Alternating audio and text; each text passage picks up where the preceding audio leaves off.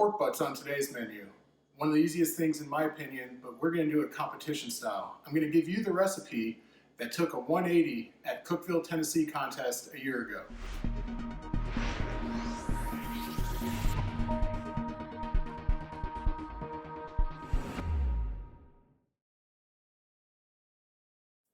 First off, I like to cook a boneless pork butt. We're going to start by trimming back here on the money muscle area. I'm going to trim straight back to make almost like a shelf.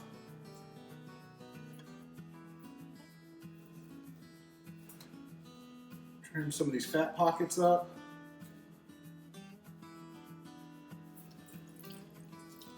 Flip it over and then take this bottom piece of fat all the way down.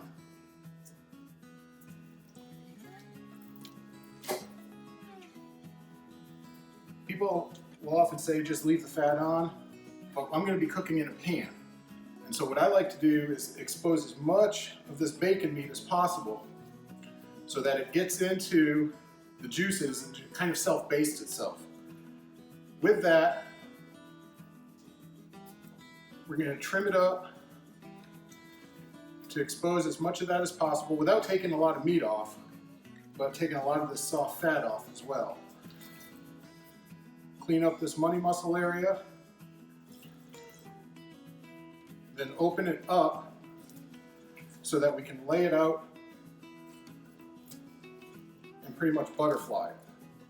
So when we cook it, we're going to cook it with this muscle right up on top. I'm going to flatten this area out right here because what I want to do here is take chunks. So we're trimming the pork butt, trying to expose a lot of this meat so that we can get a good bark on it to use for both chunked and pulled with the pork. We've got our money muscle in the middle. Next thing we're going to do is put this in a pan, kind of fold it under a little bit, keep that money muscle up on top, and we're going to inject. Typically, I like to get pork that already has the 10%, 12% solution in it. I find that it has a great natural salt flavor to it, and you don't need to inject that. But with this is an all-natural pork butt. We're going to inject this today with the Sweet Brine product from Mark Lambert. He's a multi-time world champion, knows a little bit about pork, and has a pretty nice product here that's got all kinds of great flavors. That's a little different than a lot of the other commercial ones that are out there.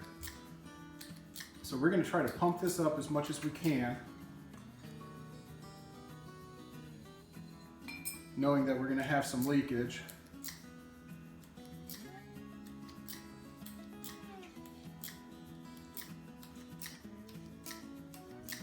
And then lastly, I'm going to come in off the side on the money muscle area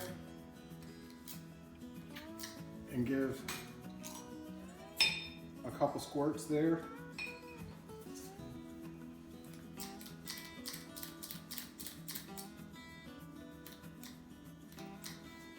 All right. We've got a good couple ounces of brine in there. You can actually pour off.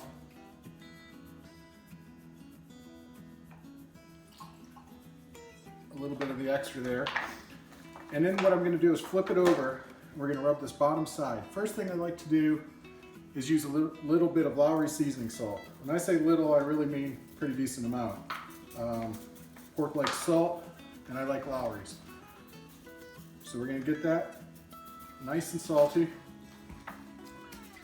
So then we're going to come in with Smoky Mountain Smoker's spicy rub. It's a nice rub, but don't get fooled by the spicy flavor or the spicy name in it. It's got a mild heat, but it really mellows out when you cook. So we're going to flip it back over, get the Lowry's back on.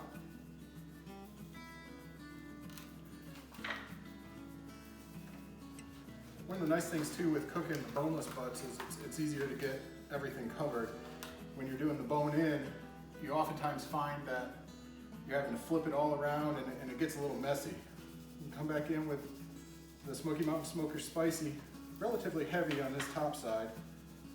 Want to make sure we get a nice bark on there. We're going to actually pat it in, get it looking good. And then finally what I'm going to do is come in with some granulated sugar. This is a light brown sugar, but it's pourable. And I'll actually just sprinkle a good amount over the top and then come back over, making sure to get on that money muscle. And then what I'm going to do is put it in the refrigerator for about 6 hours. After 6 hours, it's going to sweat out, and then we're going to go to the smoker. We'll see you then. All right, we trimmed the butt, we injected the butt, we rubbed the butt. It's looking beautiful. Soaked up all that good flavor. We're about to get it on our Primo Jr.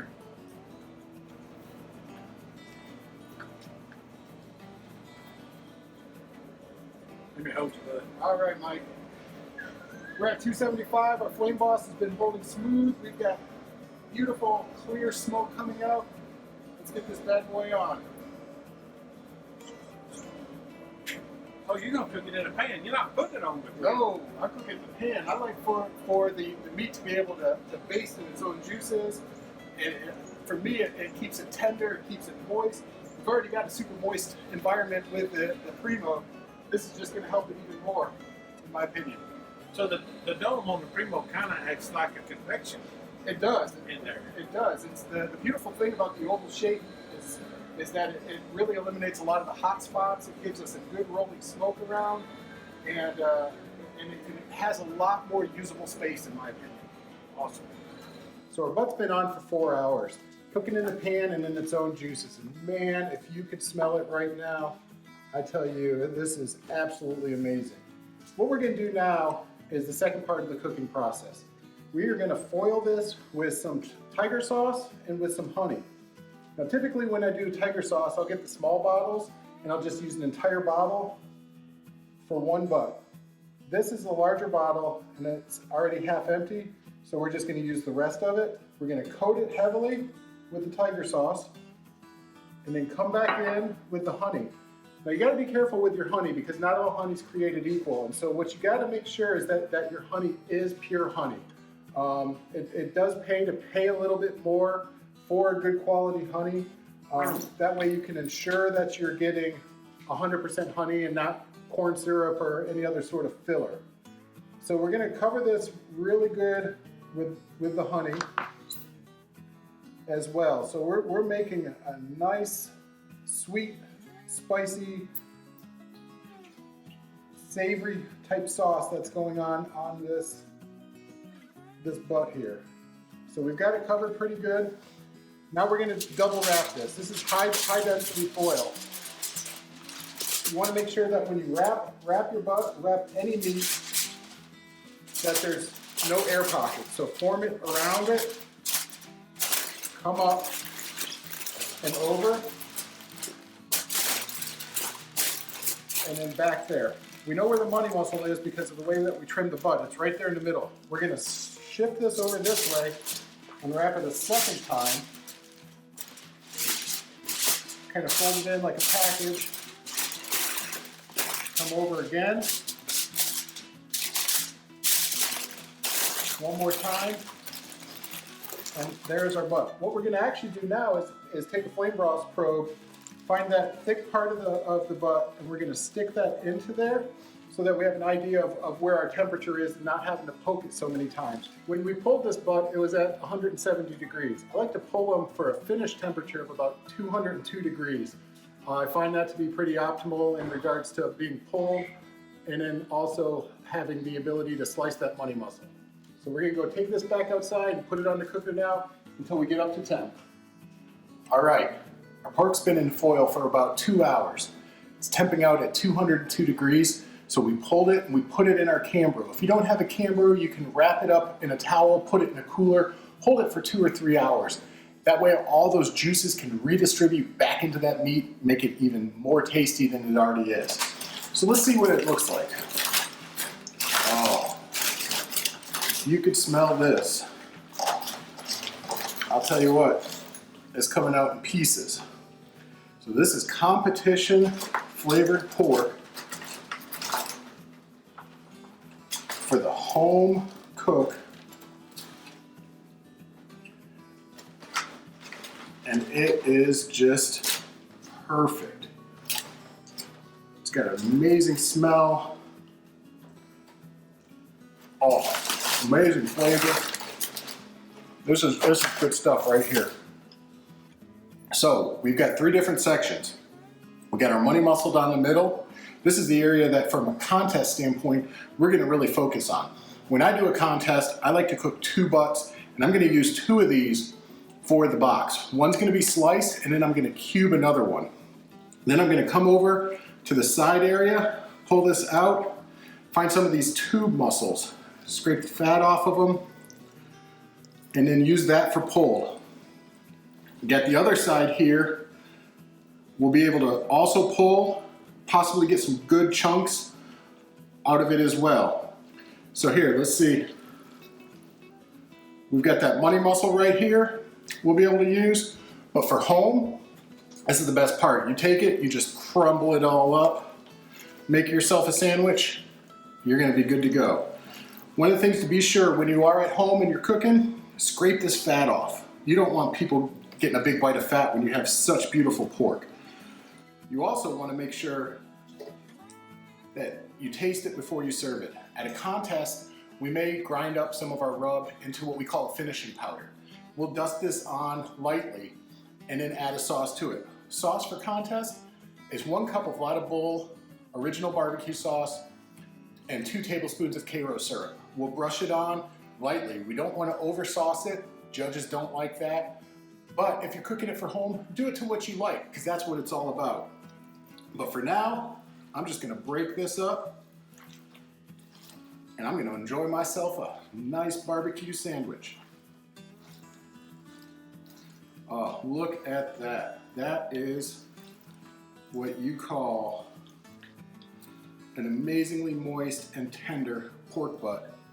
One of the things that it will do after we get it all shredded up is we take those pan juices. You saw that we still had the foil here, and there's some juice in it. What I've got here is a gravy separator, and we're gonna carefully pour this into here.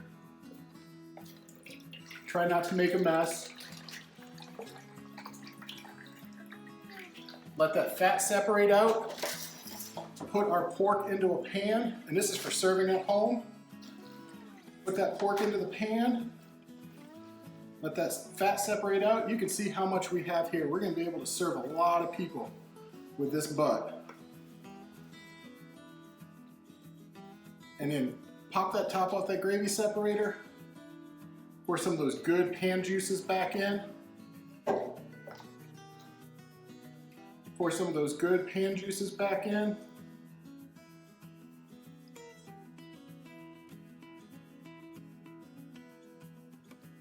Give it a little mix. Toss that flavor all throughout. And then I'm gonna also hit it with a little bit more of the barbecue rub. Again, this is the Smoky Mountain Smoker Spicy. It's fantastic rub. Really, really makes the meat pop. We're gonna blend that all back in as well. And we're good to go. Thanks for joining us this week. Had a great time cooking this pork butt. Hopefully you're gonna have a great time. Your friends and family are gonna have an even better time eating it. Be sure to subscribe to our channel, ring that bell, and if you have any questions or comments, leave it down below. We'll try to help you with whatever we can. Thanks. See you next time.